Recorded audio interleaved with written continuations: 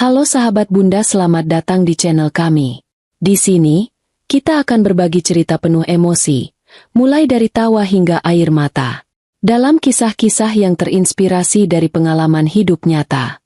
Jangan lewatkan setiap cerita menyentuh yang akan membuat hati Anda terasa lebih hidup.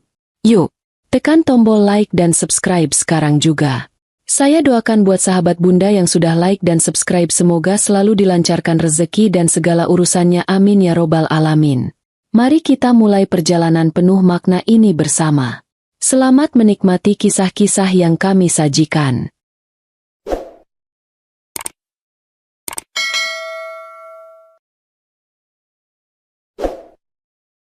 Aku, Rani, adalah seorang istri yang telah membangun rumah tangga selama 10 tahun bersama Dito, pria yang dulu kukira adalah segalanya. Kami memiliki seorang anak laki-laki berusia 7 tahun, Alif, yang selalu menjadi penyemangatku setiap hari. Kehidupan kami sederhana tapi bahagia, atau setidaknya, begitulah yang kupikirkan selama ini. Pagi itu, aku bangun lebih awal seperti biasa untuk menyiapkan sarapan. Aroma kopi yang baru kuseduh memenuhi dapur kecil kami. Aku tersenyum mendengar suara langkah kaki kecil Alif berlari ke arahku. "Bunda, lihat, gambar robotku bagus, kan?" serunya, menunjukkan kertas penuh coretan crayon warna-warni. Aku mengusap kepalanya dengan sayang. "Bagus sekali, Nak. Kamu mau bawa ke sekolah?" tanyaku lembut. Di tengah kebahagiaan kecil itu, aku sadar ada sesuatu yang terasa janggal. Biasanya, Dito akan keluar dari kamar tidur, tersenyum hangat sambil memeluk kami berdua sebelum memulai harinya. Namun, belakangan ini, kehangatan itu seperti menguap begitu saja. Dia lebih sering terburu-buru keluar rumah, seolah-olah tidak ada waktu lagi untuk keluarga. Ketika Dito akhirnya muncul di dapur pagi itu, dia sudah rapi dengan setelan kerja yang sangat formal, bahkan lebih formal daripada biasanya. Wajahnya terlihat lelah, tapi ada sesuatu di balik sorot matanya yang sulit kugambarkan. "Mas, nggak sarapan dulu?" tanyaku sambil menyodorkan piring nasi goreng favoritnya. Dia hanya melirikku sekilas, tanpa benar-benar melihatku. "Aku buru-buru. Ada meeting pagi ini," jawabnya singkat. Aku mengangguk pelan. "Meeting terus, Mas? Kamu nggak capek?" Dia menghela napas, mengangguk sambil meminum kopi yang kutuangkan. "Iya, kerjaan lagi banyak." Namun, ada nada dingin dalam suaranya yang tidak bisa kupahami. Hari-hari berlalu dengan pola yang sama. Dito selalu pulang larut malam, membawa alasan pekerjaan. Aku mencoba memahami, mencoba meyakinkan diriku bahwa ini hanya tekanan kerja sementara. Namun, jauh di dalam hati, ada sesuatu yang mengganjal. Perubahan kecil tapi nyata mulai muncul. Dito tidak lagi menyapa Alif dengan pelukan hangat seperti biasanya. Dia lebih sering tenggelam dalam layar ponselnya, tersenyum kecil sambil mengetik sesuatu. Aku memperhatikan, tapi aku terlalu takut untuk bertanya. Puncaknya terjadi pada suatu malam ketika Dito pulang pukul 2 pagi. Aku sudah menunggunya di ruang tamu, mencoba menahan amarah yang sudah memuncak di dadaku. Ketika dia masuk, aku mencium aroma parfum yang bukan miliknya. Parfum itu terlalu manis, terlalu asing. "Mas, kamu dari mana?" tanyaku dengan nada seramah mungkin, meskipun hatiku bergejolak. Dia mengerutkan dahi, memasang wajah lelah. "Aku dari kantor." "Jangan tanya-tanya, aku capek." Aku terdiam, menelan rasa sakit itu sendiri. Tapi malam itu, aku memutuskan untuk mencari tahu apa yang sebenarnya sedang terjadi. Kesempatan itu datang beberapa hari kemudian. Pagi itu, Dito mandi lebih lama dari biasanya, dan ponselnya tertinggal di atas meja. Aku tahu tidak seharusnya membuka privasi suamiku, tapi rasa curiga ini sudah terlalu berat untuk kupendam. Tangan ini gemetar saat membuka kunci ponselnya. Aku membuka aplikasi pesan singkat dan melihat sebuah nama yang tidak kukenal. Sinta. Percakapan mereka penuh dengan kata-kata mesra yang membuat dadaku sesak. "Jangan lupa malam ini. Ya, aku kangen." Pesan itu seperti belati yang menancap di hatiku. Aku membuka galeri foto di ponselnya, dan di sana aku menemukan lebih banyak bukti. Foto Dito bersama seorang perempuan berambut panjang, dengan senyum lebar yang membuatku ingin muntah. Perempuan itu jelas bukan teman kerja biasa. Dito keluar dari kamar mandi sebelum aku sempat menyimpan apapun. Aku buru-buru menutup ponsel dan berpura-pura sibuk dengan Alif. Tapi pikiranku sudah tidak lagi tenang. Siapa Sinta ini? Apa yang dia pikirkan dengan menghancurkan keluarga kami? Seminggu berikutnya, aku mulai memperhatikan setiap gerak-gerik Dito. Aku mencatat setiap alasan yang dia berikan, setiap panggilan telepon yang dia sembunyikan. Aku bahkan mencari informasi tentang Sinta dari media sosial, dan semakin aku tahu, semakin aku yakin bahwa perempuan itu adalah orang ketiga dalam pernikahan kami. Aku mencoba menghubungi nomor Sinta suatu malam, hanya untuk mendengar suara ceria yang membuatku semakin muak. "Halo? Ini siapa?" tanyanya. Aku tidak menjawab, hanya dia mendengarkan. "Halo? Dito, kamu kenapa nggak ngomong?" Lanjutnya sebelum aku memutus panggilan. Malam itu, aku duduk sendirian di ruang tamu. Air mataku mengalir tanpa bisa kuhentikan. Aku tidak ingin Dito tahu betapa hancurnya aku saat ini. Tapi aku tahu satu hal, aku tidak akan tinggal diam. Sinta telah merusak kebahagiaanku, dan aku tidak akan membiarkannya lolos begitu saja. Aku adalah seorang istri, seorang ibu, dan jika Sinta ingin bermain-main dengan keluarga ini, dia harus bersiap menghadapi aku. Aku duduk di ruang tamu malam itu, merenung dalam keheningan. Rasanya seperti badai tengah berkecamuk di dalam dadaku. Semua kenangan manis dengan Dito selama 10 tahun pernikahan kami terlintas satu persatu, hanya untuk dihancurkan oleh bayangan perempuan bernama Sinta. Aku tidak bisa tidur malam itu, hanya terjaga dengan mata sembab dan pikiran yang kacau. Namun, aku tahu bahwa menangis tidak akan menyelesaikan apapun. Jika aku ingin menyelamatkan rumah tanggaku, aku harus bergerak. Aku harus tahu lebih banyak tentang Sinta, tentang hubungan mereka, dan tentang sejauh apa semua ini telah berjalan di belakangku. Pagi itu, aku mengantarkan Alif ke sekolah seperti biasa. Anak kecil itu, dengan senyum polosnya, adalah satu-satunya alasan aku masih bisa menahan diri. Saat dia melambaikan tangan dari gerbang sekolah, aku menghela napas panjang. Hidupku tidak hanya tentang aku dan Dito. Ada Alif yang bergantung padaku. Sepulang dari sekolah, aku mulai menyusun rencana. Aku membuka laptopku dan mengetik nama Sinta yang kutemukan dari ponsel Dito di media sosial. Butuh waktu beberapa menit, tapi akhirnya aku menemukannya.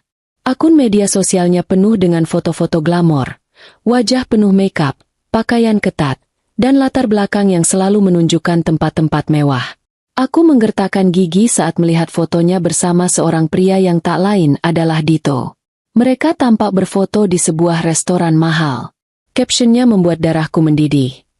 "Thank you for the unforgettable dinner, Mas Day. UU 2019 rate the best."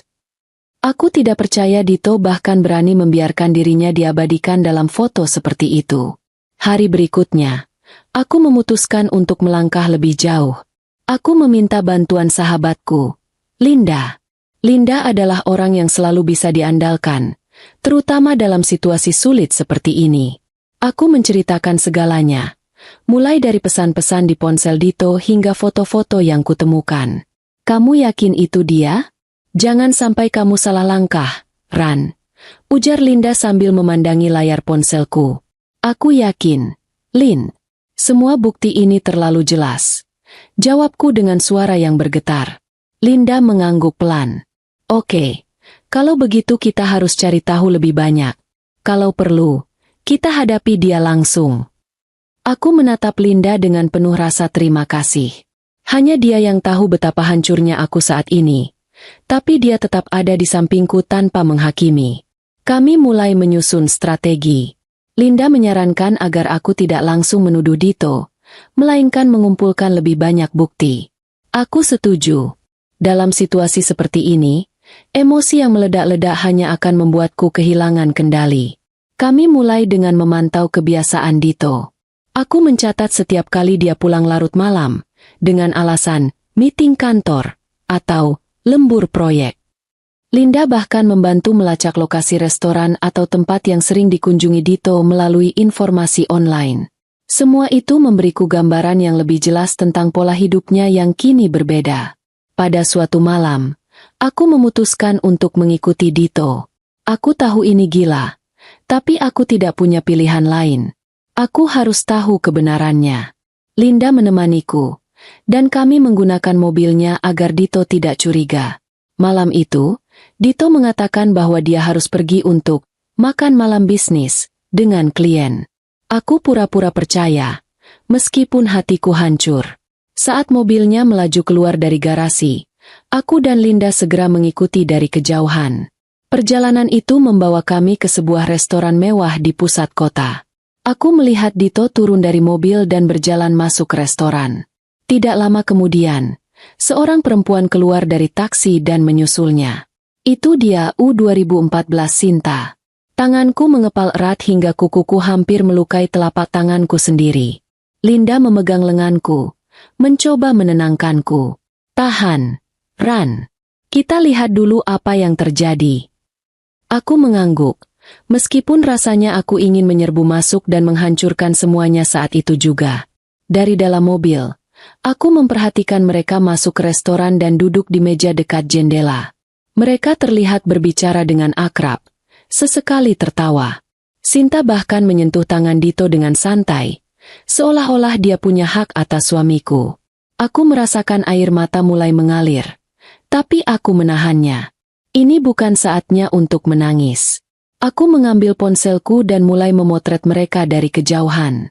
Foto-foto ini akan menjadi bukti penting nanti. Malam itu, aku menunggu Dito pulang di ruang tamu, seperti malam-malam sebelumnya. Ketika dia akhirnya tiba, aroma parfum Sinta kembali tercium jelas. Aku mencoba menenangkan diri, meskipun amarahku sudah di ujung tanduk. Mas, kita harus bicara, kataku dengan suara datar. Dia terlihat kaget, tapi segera memasang ekspresi lelah.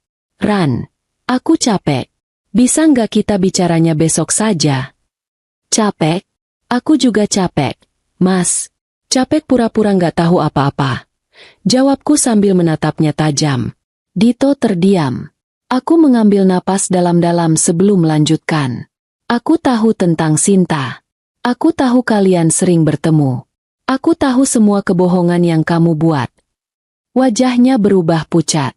Ran, kamu salah paham.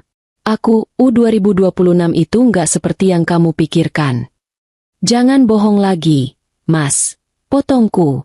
Aku mengeluarkan ponselku dan menunjukkan foto-foto yang kuambil di restoran tadi malam.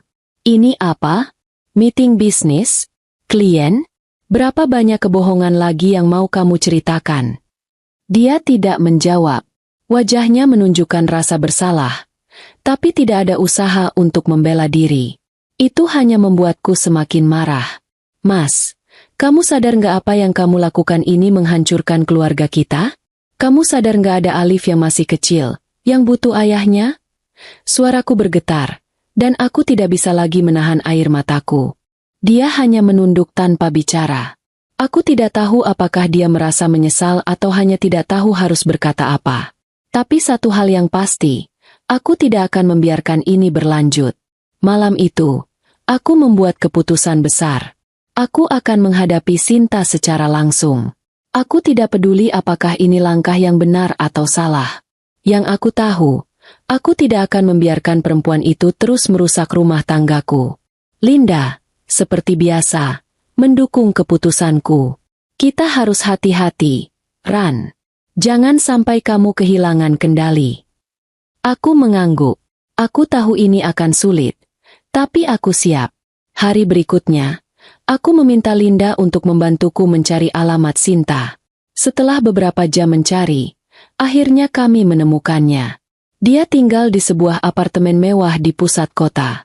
Aku menguatkan diri dan memutuskan untuk pergi ke sana malam itu juga. Saat aku tiba di depan pintu apartemennya, jantungku berdegup kencang.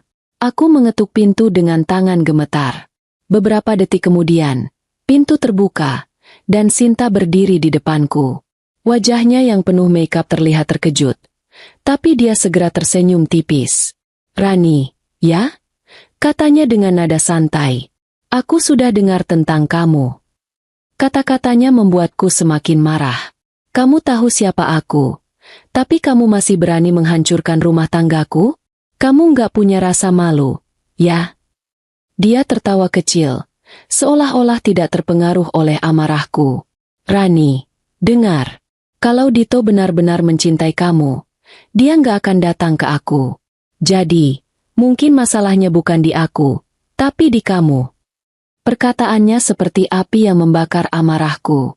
Aku ingin membalasnya, tapi aku tahu tidak ada gunanya. Dia bukan tipe orang yang akan merasa bersalah atau menyesali perbuatannya.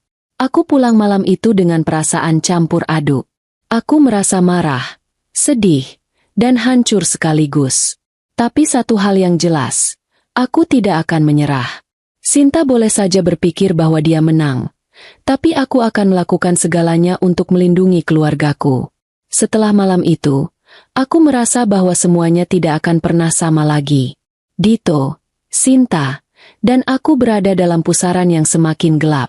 Aku tahu bahwa pertempuran ini tidak akan selesai hanya dengan kata-kata. Aku harus menemukan cara untuk melindungi keluargaku dan memastikan Sinta tahu bahwa dia tidak bisa begitu saja merebut suamiku. Keesokan harinya, suasana rumah menjadi tegang. Dito tampak berusaha menjaga jarak dariku, sementara aku berusaha tetap tenang demi Alif. Namun, di dalam hati, aku seperti gunung berapi yang siap meletus kapan saja. Saat kami duduk bersama untuk sarapan, Alif berbicara dengan ceria tentang rencana sekolahnya hari itu. Bunda, nanti sore aku ada pentas seni. Jangan lupa datang, ya? Katanya sambil tersenyum lebar. Aku mengangguk, menatapnya dengan mata penuh cinta. Tentu, sayang. Bunda pasti datang. Dito hanya mengangguk pelan tanpa mengatakan apa-apa. Aku tahu pikirannya sedang tidak di sini. Aku ingin marah, ingin berteriak, tapi aku menahannya. Setelah Alif berangkat sekolah, aku memutuskan untuk berbicara lagi dengan Dito. Kali ini aku ingin mendapatkan jawaban yang lebih jelas. Mas, kita perlu bicara, kataku dengan nada tegas. Dito menatapku dengan wajah lelah. Ran, aku sudah bilang, ini nggak seperti yang kamu pikirkan. Aku menggeleng. Mas, aku sudah tahu semuanya. Aku tahu tentang Sinta, tentang pertemuan kalian, tentang kebohonganmu. Jadi jangan bilang ini hanya salah paham. Dia menghela napas panjang, seolah-olah tidak tahu harus berkata apa. Ran, aku minta maaf. Aku nggak tahu kenapa ini bisa terjadi. Tapi aku nggak pernah bermaksud menyakiti kamu atau Alif. Menyakiti? Mas, kamu sadar nggak? Apa yang kamu lakukan ini sudah menghancurkan kepercayaan aku? Kamu nggak hanya menyakiti aku, tapi juga anak kita. Balasku dengan suara bergetar. Dia tidak menjawab, hanya menunduk dalam diam. Aku tahu dia merasa bersalah, tapi rasa bersalah saja tidak cukup untuk memperbaiki semua ini. Malam itu, aku kembali ke kamar sendirian. Dito memilih tidur di ruang tamu, mungkin karena dia tidak tahan menghadapi tatapanku yang penuh kekecewaan. Aku duduk di tempat tidur, memandangi foto keluarga kami yang tergantung di dinding. Dalam foto itu, kami terlihat bahagia, seperti keluarga sempurna yang tidak akan pernah terpisahkan. Tapi sekarang, semuanya terasa seperti kebohongan. Aku membuka ponselku dan menghubungi Linda. Lind, aku butuh bantuanmu lagi, kataku dengan suara lirih. Apa yang harus kita lakukan sekarang, Ran? Jawabnya dengan nada penuh simpati. Aku ingin memastikan Sinta tidak bisa lagi mendekati Dito. Apapun caranya, aku harus membuat dia menyerah. Jawabku tegas. Linda terdiam sejenak sebelum akhirnya berkata, kalau begitu, kita harus membuat dia malu. Kita harus membongkar semuanya. Ran, biar dia tahu kalau dia tidak bisa bermain-main dengan keluarga orang lain. Aku tahu ide Linda berisiko, tapi aku setuju. Jika Sinta berani merusak rumah tanggaku, maka dia harus bersiap menghadapi konsekuensinya.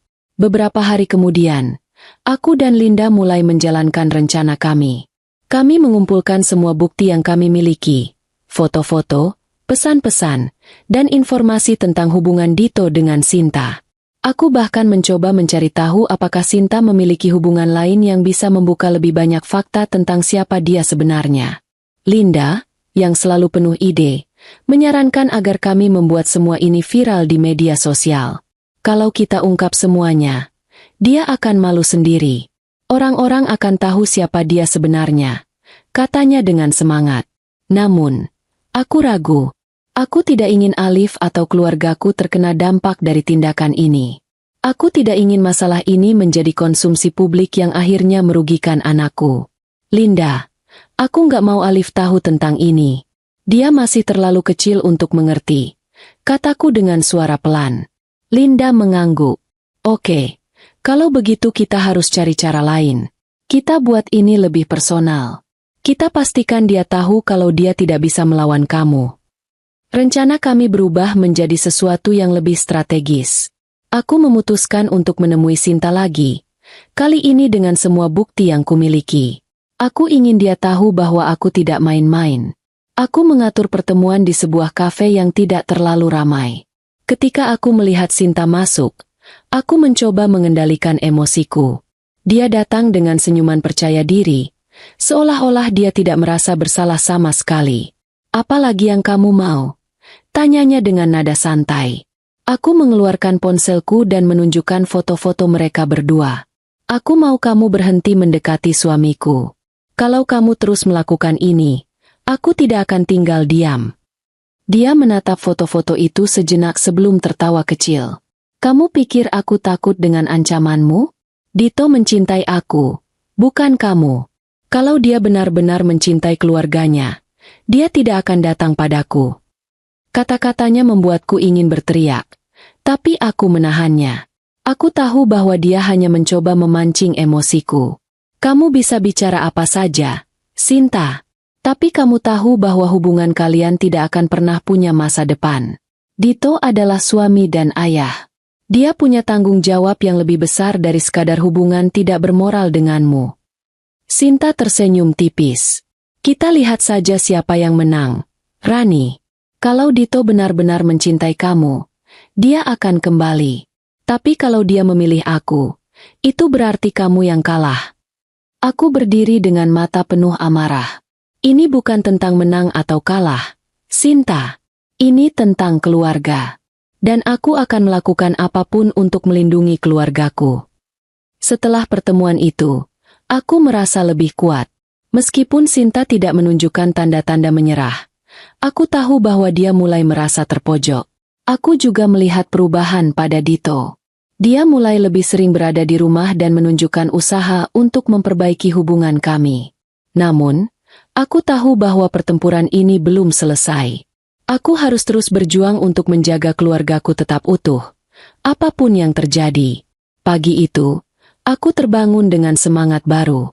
Setelah percakapanku dengan Sinta beberapa hari sebelumnya, aku merasa sudah waktunya untuk mengambil kendali penuh atas situasi ini. Aku tidak akan lagi membiarkan Sinta bermain-main dengan rumah tanggaku. Jika dia memilih untuk terus berperang, maka aku akan memukul balik lebih keras. Namun, di sisi lain, aku tidak ingin melupakan tanggung jawabku terhadap Alif dan keluargaku. Di tengah semua kekacauan ini, aku harus tetap menjadi ibu yang baik bagi anakku dan istri yang berusaha menyelamatkan pernikahannya. Sejak percakapan kami di kafe itu, Dito mulai menunjukkan tanda-tanda perubahan. Dia lebih sering berada di rumah dan berusaha lebih perhatian padaku dan Alif. Tapi aku tahu, perubahan ini mungkin tidak akan bertahan lama jika Sinta terus merayunya. Maka, aku memutuskan untuk membuat langkah yang lebih besar. Aku menghubungi Linda pagi itu.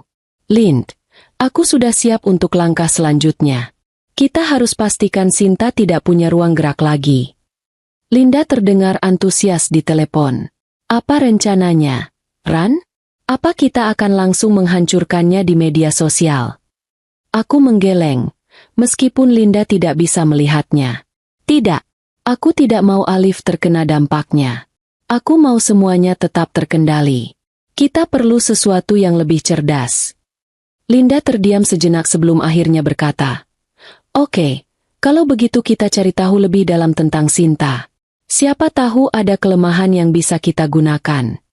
Hari itu, aku dan Linda mulai menyelidiki lebih dalam tentang kehidupan Sinta. Kami menemukan bahwa dia bekerja di sebuah perusahaan swasta sebagai sekretaris. Dengan bantuan teman Linda yang bekerja di bidang hukum, kami juga mendapatkan informasi bahwa Sinta pernah terlibat dalam kasus perselisihan dengan rekan kerjanya beberapa tahun lalu. Kasus itu tidak sampai ke pengadilan, tapi cukup untuk memberikan gambaran tentang karakter aslinya. Selain itu, aku juga menemukan sesuatu yang mengejutkan. Sinta memiliki utang besar yang belum lunas. Utang itu berasal dari gaya hidupnya yang mewah, yang ternyata tidak sebanding dengan penghasilannya. Informasi ini memberiku ide baru. Beberapa hari kemudian, aku mengatur pertemuan lain dengan Dito. Kali ini, aku ingin dia benar-benar jujur dan terbuka. Aku memilih untuk berbicara dengannya di malam hari, setelah Alif tidur. "Mas, kita harus bicara serius," kataku dengan nada tegas. Dito menatapku dengan ekspresi lelah. "Ran, aku sudah bilang, aku mau memperbaiki semuanya. Aku nggak mau kehilangan kamu dan Alif." Aku menghela napas, mencoba mengendalikan emosiku. "Mas, kalau kamu benar-benar mau memperbaiki semuanya, kamu harus jujur sama aku. Apa sebenarnya yang kamu cari dari Sinta? Apa yang dia punya sampai kamu rela mengkhianati aku?" Dia terdiam cukup lama sebelum akhirnya berkata, "Ran, aku nggak tahu kenapa ini bisa terjadi. Awalnya aku cuma merasa dihargai. Sinta selalu bilang kalau aku hebat, kalau aku layak dapat lebih. Itu yang membuat aku terjebak." Aku menatapnya tajam. "Jadi, kamu merasa aku tidak menghargai kamu selama ini?" Dito segera menggeleng. "Bukan begitu, Ran. Aku tahu kamu selalu ada untuk aku. Tapi, entah kenapa, aku merasa kosong. Dan Sinta, dia tahu bagaimana mengisi kekosongan itu." Perkataannya membuatku marah, tapi aku menahannya. "Mas, kalau kamu benar-benar merasa kosong, kenapa kamu nggak bicara sama aku? Kenapa kamu malah mencari pelarian?"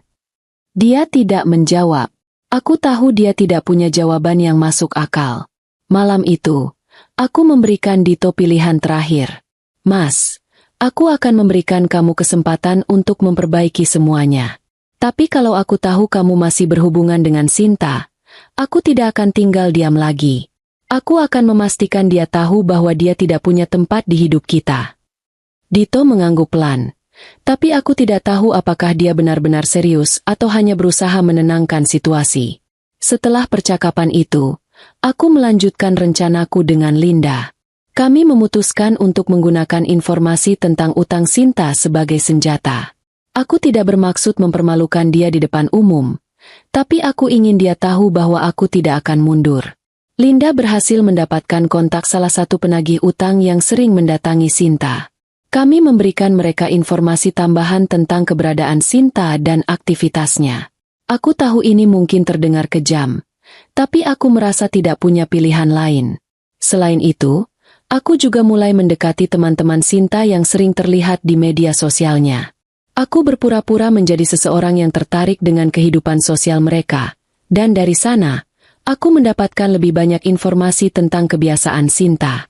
Ternyata, banyak dari teman-temannya yang sebenarnya tidak terlalu menyukai Sinta, tapi mereka berteman dengannya karena dia selalu terlihat mewah. Aku mulai menyadari bahwa Sinta adalah seseorang yang sangat bergantung pada citranya. Jika citra itu hancur, dia tidak akan punya apa-apa lagi. Beberapa minggu kemudian, aku melihat perubahan besar pada Dito. Dia mulai menjauhkan diri dari Sinta. Aku tahu ini bukan karena perasaannya tiba-tiba berubah, tapi lebih karena dia merasa terpojok. Aku juga mulai menerima pesan-pesan dari Sinta, yang menunjukkan bahwa dia mulai merasa terancam. Salah satu pesannya berbunyi, "Rani, kamu pikir kamu bisa menang? Kamu pikir aku akan menyerah? Kita lihat siapa yang benar-benar bisa mendapatkan Dito." Aku tidak membalas pesannya. Aku tahu bahwa semakin aku merespons, semakin dia merasa menang. Aku hanya terus fokus pada rencanaku untuk menjauhkan dia dari keluargaku. Puncaknya terjadi pada suatu malam ketika Sinta datang ke rumah kami. Aku tidak menyangka dia akan seberani itu. Dia mengetuk pintu dengan keras, membuatku dan Dito terkejut.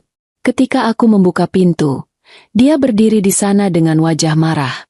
Rani, aku sudah cukup sabar. Kamu pikir kamu bisa mengancam aku? Aku menatapnya tanpa takut. Apa yang kamu mau, Sinta? Kamu sudah menghancurkan cukup banyak hal. Sekarang kamu mau apa lagi? Dia mencoba berbicara, tapi Dito muncul di belakangku. Sinta, ini sudah cukup. Aku nggak mau lagi ada hubungan sama kamu. Pergilah, katanya dengan suara tegas. Aku melihat wajah Sinta berubah. Dia terlihat tidak percaya bahwa Dito benar-benar memihakku. Mas, kamu serius? Tanyanya dengan suara gemetar. Dito mengangguk. Aku serius. Aku sudah membuat banyak kesalahan, dan aku nggak mau kehilangan keluargaku lagi. Jadi, pergilah. Sinta berdiri di sana beberapa saat sebelum akhirnya pergi dengan wajah penuh kemarahan. Malam ketika Sinta pergi dari depan rumah kami meninggalkan jejak yang tak terlupakan. Aku merasa menang, tetapi perasaan itu tidak sepenuhnya membuatku lega. Dito akhirnya memilih keluarganya. Tetapi aku tahu bahwa kepercayaan yang telah hilang tidak semudah itu kembali. Perjalanan kami masih panjang. Keesokan paginya, aku duduk di ruang tamu sambil menyeruput secangkir kopi. Udara pagi terasa dingin, tetapi hatiku lebih tenang daripada sebelumnya. Dito duduk di seberangku, tampak canggung. Aku tahu, dia ingin berbicara, tetapi mungkin tidak tahu harus mulai dari mana. Mas, apa yang sebenarnya kamu pikirkan tentang kita sekarang? Tanyaku perlahan, memecah keheningan. Dia menatapku, lalu menghela napas panjang. Ran, aku sadar aku sudah terlalu jauh. Aku nggak tahu apakah kamu masih bisa percaya sama aku. Tapi aku ingin memperbaiki semuanya. Kata-katanya membuat hatiku sedikit tersentuh. Tetapi aku tidak ingin terburu-buru memaafkannya. Mas, memperbaiki semuanya bukan cuma soal minta maaf. Kamu harus benar-benar menunjukkan kalau kamu serius. Aku nggak mau Alif tumbuh dalam keluarga yang penuh kepalsuan. Dito mengangguk. Aku paham. Aku akan lakukan apapun yang perlu. Ran, aku cuma butuh kamu kasih aku waktu. Beberapa hari setelah percakapan itu, aku mulai melihat usaha kecil dari Dito untuk membangun kembali hubungan kami. Dia lebih sering menghabiskan waktu bersama Alif, bahkan mengajaknya bermain di taman setiap sore. Aku tahu dia mencoba menebus kesalahannya, tetapi aku masih waspada. Di sisi lain, Sinta tidak sepenuhnya hilang dari hidup kami. Meskipun dia tidak lagi datang ke rumah atau menghubungi Dito, aku masih menerima pesan-pesan bernada mengancam darinya. Rani, kamu pikir ini sudah selesai? Aku belum kalah. Dan aku akan pastikan kamu tahu rasanya kehilangan. Aku tidak membalas pesan-pesan itu, tetapi aku menyimpannya sebagai bukti. Aku tahu dia hanya ingin membuatku takut, tetapi aku tidak akan memberinya kepuasan itu. Seminggu kemudian, aku memutuskan untuk mengajak Dito berbicara lebih serius. Kami duduk di meja makan setelah Alif tidur. Aku menatap matanya dengan serius. Mas, aku perlu tahu sesuatu. Apa yang membuat kamu jatuh ke pelukan Sinta? Aku butuh jawaban jujur, bukan alasan yang setengah-setengah. Dito terdiam sejenak, lalu berkata, Ran, aku nggak tahu harus mulai dari mana. Aku merasa kamu terlalu sibuk dengan Alif dan rumah. Aku mulai merasa tidak terlihat. Kata-katanya membuat hatiku sakit, tetapi aku berusaha tetap tenang. Jadi, karena aku sibuk mengurus anak kita dan rumah kita, kamu merasa berhak mencari perhatian dari wanita lain. Dia menggeleng cepat. Bukan begitu, Ran. Aku salah. Aku tahu aku salah. Tapi aku cuma mau kamu tahu apa yang aku rasakan. Aku nggak bermaksud menyalahkan kamu. Aku terdiam, merenungkan kata-katanya. Mungkin aku juga punya andil dalam kekosongan yang dirasakannya. Tetapi itu tidak pernah menjadi alasan yang cukup untuk mengkhianatiku. Mas, aku bisa mengerti kalau kamu merasa kesepian. Tapi kamu harus tahu, aku juga sering merasa lelah. Aku juga butuh dukungan kamu, tapi aku nggak pernah berpikir untuk mencari orang lain, kataku dengan suara lirih. Dia mengangguk pelan. Aku tahu, Ran. Aku benar-benar minta maaf. Aku nggak akan mengulangi kesalahan ini lagi. Hari-hari berikutnya diisi dengan usaha untuk membangun kembali kepercayaan.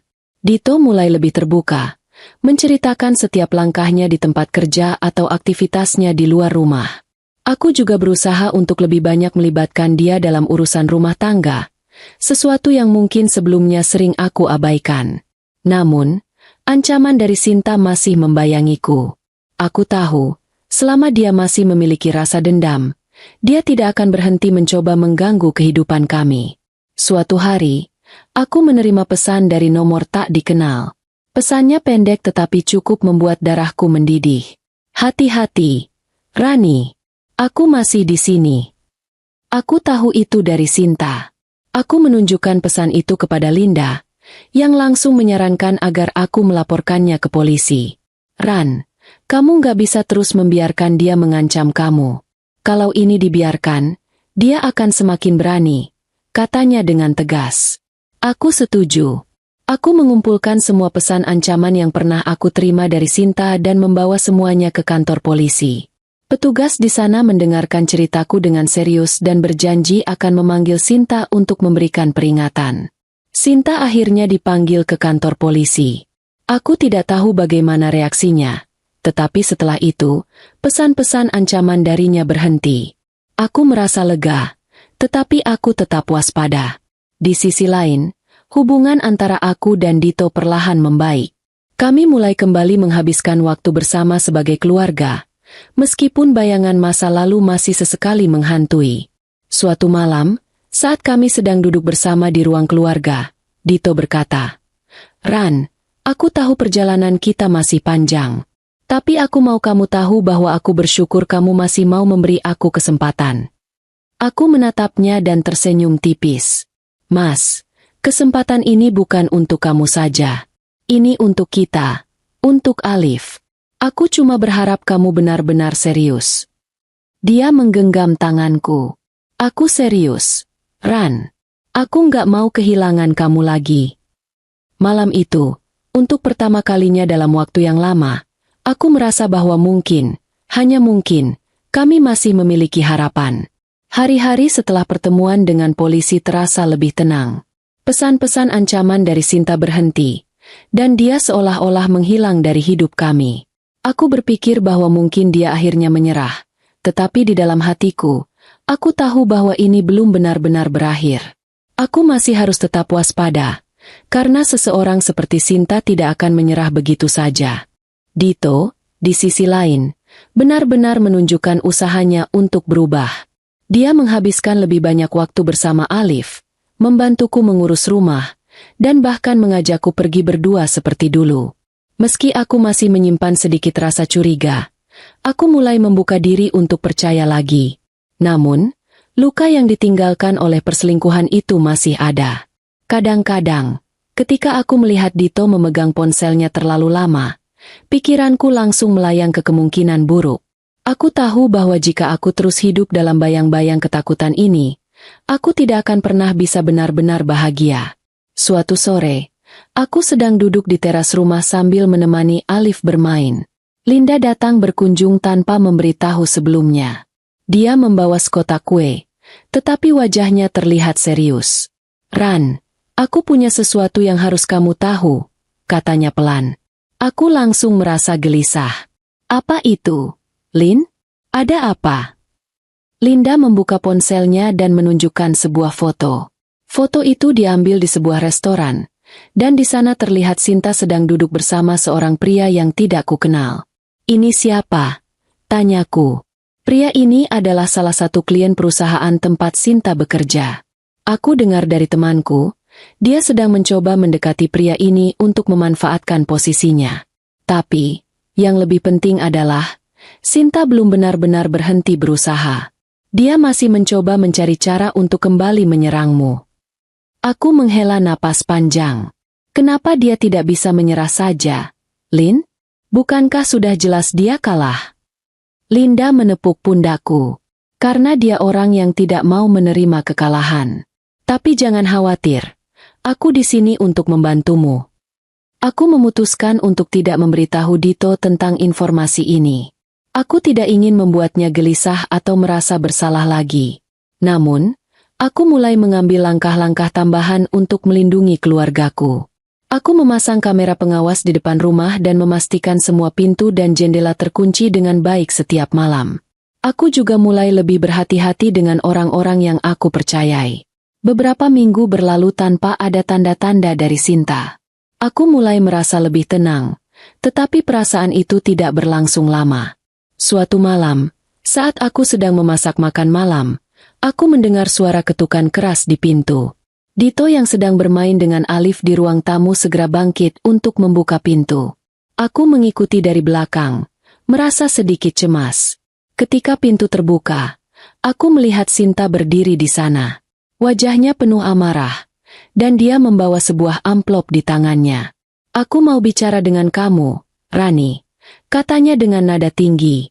Aku berdiri di ambang pintu, mencoba tetap tenang meskipun hatiku berdebar kencang. "Apa lagi yang kamu mau, Sinta? Bukankah sudah cukup semua yang kamu lakukan?" Dia mengulurkan amplop itu padaku. "Ini buktinya. Kamu pikir Dito sudah berubah? Kamu pikir dia benar-benar setia sama kamu? Buka amplop ini dan lihat sendiri." Dito melangkah maju, berdiri di sampingku. "Sinta, aku sudah bilang, aku nggak mau ada urusan lagi dengan kamu. Pergilah sebelum aku memanggil polisi." Namun, Sinta tidak gentar. "Oh, jadi kamu berpikir kamu bisa begitu saja lari dari semua ini? Aku punya bukti bahwa kamu masih sama seperti dulu." Aku merasa ragu sejenak, tetapi akhirnya mengambil amplop itu. Isinya adalah beberapa foto Dito sedang berbicara dengan seorang wanita di sebuah kafe. Foto itu diambil dari sudut yang jelas-jelas dimaksudkan untuk memprovokasi. "Ini apa, Mas?" tanyaku, menatap Dito dengan mata penuh kecurigaan. Dito menggeleng cepat. "Ran, ini nggak seperti yang kamu pikirkan. Wanita itu adalah rekan kerjaku. Kami hanya membahas proyek." Sinta tertawa kecil. "Oh, benar-benar alasan yang klasik. Kamu percaya, Rani? Kalau aku jadi kamu, aku tidak akan mudah tertipu lagi." Aku merasakan kemarahan dan kebingungan yang luar biasa. Tapi aku mencoba menenangkan diriku. "Mas, benarkah ini hanya urusan kerja?" Dito menatapku dengan mata penuh kejujuran. "Aku bersumpah, Ran, aku nggak akan pernah mengkhianati kamu lagi." Sinta tampak kecewa karena usahanya untuk memprovokasi gagal. Dia akhirnya pergi dengan wajah marah, meninggalkan kami dengan suasana tegang. Malam itu, aku dan Dito duduk berdua di ruang tamu. Aku masih memegang amplop itu, mencoba memutuskan apakah aku harus mempercayainya atau tidak. "Ran, aku tahu kamu mungkin sulit percaya padaku sekarang. Tapi aku benar-benar sudah berubah. Aku tidak akan pernah melakukan hal seperti itu lagi," katanya dengan suara pelan. Aku menatapnya dalam-dalam. "Mas, aku ingin percaya. Tapi aku butuh waktu. Luka ini tidak akan sembuh begitu saja." Dia mengangguk. "Aku mengerti, dan aku akan sabar menunggu. Yang penting adalah aku tidak akan menyerah untuk membuktikan bahwa aku layak mendapatkan kepercayaanmu kembali." Hari-hari berikutnya diisi dengan usaha dari kedua belah pihak. Aku berusaha untuk memberikan Dito kesempatan, sementara dia berusaha keras untuk menunjukkan bahwa dia benar-benar berubah. Di sisi lain, aku tahu bahwa Sinta mungkin masih menyimpan rencana lain. Tapi kali ini, aku sudah siap. Aku tidak akan membiarkan dia menghancurkan keluargaku lagi. Beberapa minggu setelah insiden dengan Sinta, suasana di rumah mulai terasa lebih damai. Meskipun ketegangan belum sepenuhnya hilang, aku merasa ada perubahan yang nyata dalam diri Dito. Dia benar-benar berusaha keras untuk menunjukkan bahwa dia bisa dipercaya kembali. Setiap pagi, dia selalu memastikan untuk membantu mengurus rumah dan menghabiskan waktu berkualitas dengan Alif. Rasanya seperti pertama kali kami kembali merasa seperti keluarga utuh lagi. Namun, bayangan Sinta masih terus menghantui. Meskipun dia sudah tidak muncul lagi, aku tahu bahwa dia masih bisa kapan saja mencoba merusak hidup kami. Aku merasa lebih waspada dari sebelumnya, selalu memastikan setiap langkah yang kuambil dilindungi dengan baik. Suatu hari, aku duduk bersama Dito di ruang tamu, memandangi foto-foto Alif yang sedang tumbuh. Tiba-tiba, ponselku berbunyi, dan aku melihat sebuah pesan dari Linda. "Ran, aku baru saja mendengar sesuatu. Sinta sedang merencanakan sesuatu yang lebih besar. Hati-hati." Pesan itu mengirimkan aliran dingin ke sekujur tubuhku. Aku langsung merasa gelisah. Apakah Sinta benar-benar belum menyerah? Aku tidak bisa membiarkan ketakutan ini menguasai hidupku lagi. Tetapi kali ini aku tahu aku harus lebih siap. Setelah menerima pesan itu, aku memutuskan untuk berbicara dengan Dito. Kami duduk berdua, dan aku membuka perasaanku padanya. "Mas, aku merasa seperti Sinta belum benar-benar pergi dari hidup kita," kataku dengan suara lembut, tetapi penuh ketegasan. Dito menatapku dengan penuh perhatian. "Aku tahu, Ran. Aku juga merasa begitu. Tapi aku akan selalu ada di sini untuk kamu, dan kita akan menghadapi apapun yang datang bersama." Aku menatapnya, mencoba menemukan ketenangan di matanya. "Aku ingin percaya padamu, Mas. Tapi aku takut, kalau Sinta datang lagi, kita tidak akan bisa menghadapinya. Aku tidak ingin kehilanganmu lagi." Dito meraih tanganku, menggenggamnya erat. "Kita sudah melewati banyak hal, Ran. Kita tidak akan biarkan satu orang merusak apa yang sudah kita bangun." Aku